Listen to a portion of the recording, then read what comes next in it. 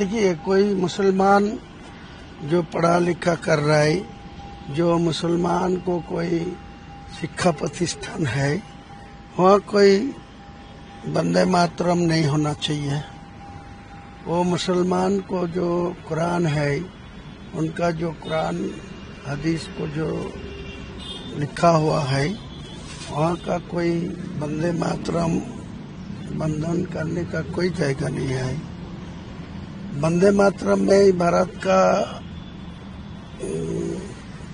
नागरिक होने का तरफ सारे जगह में बोल सकते, लेकिन कोई शिक्षा प्रतिष्ठान में ये नहीं होना चाहिए। वो कोई जनरल जो शिक्षा है, स्कूल है, कॉलेज है, सब कुछ में होना चाहिए, लेकिन कोई मुसलमान को खास जो शिक्षा प्रतिष्ठान है, वह तो यह नहीं होना चाहिए।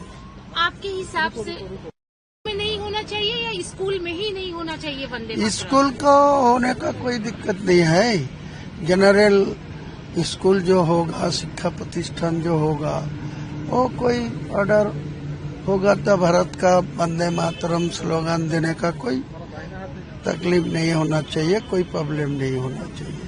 लेकिन मदरसा वो मुसलमान का प्रतिष्ठान है, वो तो कोई भारत बंधन का करने का, वंदे मातरम बोलने का कोई जगह नहीं है। वो तो कुरान शिक्षक के लिए मदरसा है, तो कुरान सीखेगी तो वो कोई वहाँ तो कोई सरकार का कोई कंट्रीब्यूशन है ही नहीं। जितने सारे मदरसा है वो मुसलमान को पैसा से चल रहा है। मुसलमान तो गरीब, यतीम, जो पिता नहीं है, माता नहीं है, इनको जो बच्चा है वो मदरसा में पढ़ते हैं। इनको सरकार के तरफ कोई देने का नहीं दिया, तो उनको क्या ये सब निर्णय ले रहा है? आपके हिसाब से क्या मदरसों में कुरान पढ़ाया जाना चाहिए? मदरसा शिक्षा प्रतिष्ठान जो है वो शिक्षा हो गई, लेकिन जो खारिजी मदरसा है, 10,000 से ज्यादा मदरसा स्टेट में है, वो तो कुरान ही पढ़ते हैं, नमाज होते हैं, कुरान पढ़ते हैं, बाकी तो कोई गलत काम हुआ तो नहीं होता चाहिए। अभी दादा, आपने जैसे कि कहा कि सरकार की तरफ से जो नोटिस आया है कि गाय या फिर कोई भी कुर्बानी से पहले सर्टिफिकेट देने के लिए, बट आप अभी भी यही कह रहे हैं कि नहीं, कुर्बानी होगी। कुर्बानी तो होना ही चाहिए। ये 1400 साल से ज्यादा टाइम से सारा इंडिया नहीं है, सारा देश का, विश्व का जो मुसलमान है, सब लोगों को वो कुर्बानी, पशु कुर्बानी देते हैं। कुर्बानी का अलग एक महत्व है, वो कुरान का निर्देश है। जितने को पास कुर्बानी देने का हिम्मत है, पैसा है, तो उनको वो करना ही चाहिए। तो अल्लाह के खुशी करने के लिए अल्लाह ने जो निर्देश दिया कुरान में, वो तो मानना ही चाहिए। हर मुसलमान ये मानेगी, किसी को ये नहीं रुक सकता। लेकिन दादा, मुसलमानों में भी वर्ग हो गए हैं, जैसे तोहा सिद्दीकी हो या फिर बाकी और कोई, उन लोगों का कहना है कि सरकार की अगर निर्देशिका है तो ठीक है, हम गाय नहीं खाएंगे या हम कुर्बानी नहीं करेंगे। इस पर आप क्या बोलेंगे? अरे वो कोई गाय खाने के लिए मना करेगी, कोई ऑर्डर करेगी, तो अलग सिस्टम में देश भर के करने दीजिए ना। तो दिल्ली में वो भैंस का काट के, वो गाय काट के एक्सपोर्ट इंपोर्ट कर रहा है, वो पैसा खा रहा है। इंडिया गवर्नमेंट क्यों ऐसा कर रहा है? सारे लाइसेंस कैंसिल कराना चाहिए।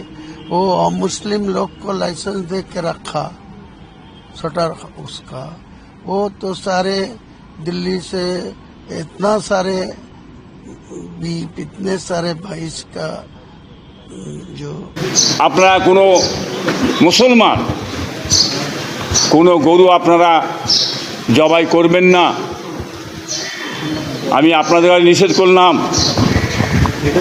আপনারা যখন গরু জবাই করবেন, আপনাদের কাছ থেকে চাইবে, নোটিশ চাইবে, আপনাদের কাছে 15 বছরের গরুর, 14 বছরের গরুর বয়সের ডকুমেন্টস চাইবে, এবং সেগুলো আপনারা দিতে পারবেন না। প্রশাসন এসে আপনাদের কাছে জুলুম অত্যাচার করবে।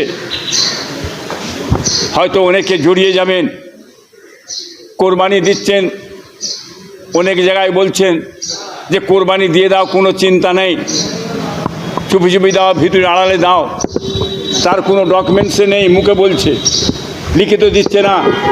কোরবানির পরে হয়তো দেখা যাবে ডাক করবে, আপনি কোরবানি দিয়েছেন, খবর পেয়েছি, থানাতে ডাকবে, আপনি ডকুমেন্ট দেন 15 বছরে, দিতে পারবেন না, তখন জেলে যেতে হবে, নয় 2 লাখ 5 লাখ টাকা ফাইন দিতে হবে।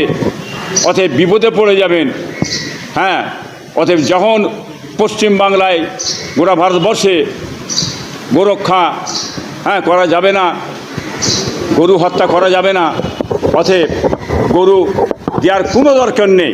ইন টোটাল আপনারা গরু কেউ দেবেন না, বন্ধ করুন আপনারা। কেন আপনারা খাসি দেন, দুম্বা দেন, বকরি দেন, উট দেন, শুধু খামাখালি ঝামেলায় মুসলমান আপনারা পড়তে যাবেন না। আমি আপনাদের নিষেধ করে মানা করছি। কুরবানি কি হবে বলে বিশ্বাস হচ্ছে? মানুষ ছাগল দেবে, কোরবানি আরও আছে, অনেক কিছু জানোয়ার আছে দেবে, গরু দিতে হবে, তার তো কোনো মানে নেই। গরু যেমন নিষেধ হচ্ছে, গোটা ভারতবর্ষে গরু নিষেধ হোক। 8 পিস গরু আপনার ইন্ডিয়ার বাইরে না যায়, বড় কোম্পানিগুলো 2 লাখ 3 লাখ করে গরু জবাই করে বাইরে চালান করে, সেটাও যেন বন্ধ হয়। 1 নম্বরে নিয়ে যেতে হয় ভারতবর্ষকে, যার কারণে আপনি এটা বন্ধ করে দিয়ে 2 দিন পরে গরু রাখতে পারবেন না। চারিদিকে মাঠ ঘাট গরু চড়বে, বেড়াবে, অত্যাচার জুলুম হবে ফসলের উপর। তখন আপনি লাইন করে নিয়ে গরুর একটা বিশাল মাঠ করে জড়া করে দিয়ে সেইখান থেকে গরু আস্তে আস্তে বাইরে সাপ্লাই করবেন। সেটাও কিন্তু একটা পলিসি এই সরকারের চলছে বলে মনে হচ্ছে আমাদের। অতএব আপনারা গরুর দিকে যাবেন না, আমি নিষেধ করছি আপনার সকলকে। সামনের মাসে ইমাম ও মুয়াজ্জিন ও পুরোহিতদের ভাতা বন্ধ করে দেবে, কি বলবেন? দেখেন, ইমাম, মুয়াজ্জিন, পুরোহিত ভাতা, এই আগের যে সরকার ছিল, রাজ্যের সরকার মমতা ব্যানার্জি সাহেব, তিনি এগুলো করেছিলেন। আমি তখন বলেছিলাম, আজ 15 বছর ধরে আমি এইটার প্রতিবাদ করে আসছি, তার অবসান কিন্তু ঘটেছে। আমি বলেছিলাম যে ইমাম ভাতা, মুয়াজ্জিন ভাতা পার্মানেন্ট করা হোক সরকারি, তা নাই এটা টিকবে না।